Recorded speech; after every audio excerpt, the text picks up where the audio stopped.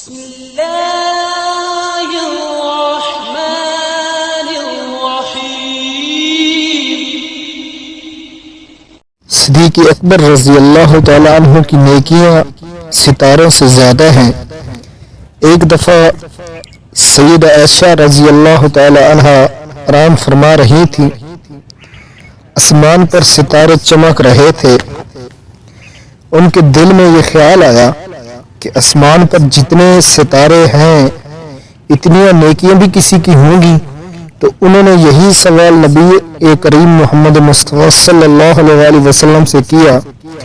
پوچھا، یا رسول اللہ، کیا کسی انسان کی اتنی نیکیاں ہیں جو رات کو یہ ستاروں کی مانند ہوں، ان سے زیادہ ہوں؟ نبی علیہ الصلوۃ والسلام نے فرمایا، ہاں، عمر رضی اللہ تعالی عنہ کی ہوں گی۔ یہ سن کر حضرت عائشہ رضی اللہ تعالی عنہ خاموش ہو گئی۔ پھر تھوڑی دیر کے بعد نبی علیہ الصلوۃ والسلام نے خود فرمایا، پوچھا، اے عائشہ، تم سوچ رہی ہوں گی کہ میرے والد کا نام نہیں لیا؟ کہنے لگی، جی ہاں، بالکل یہی سوچ رہی تھی۔ فرمایا، عائشہ، ان کی بات کیا سوچتی ہو؟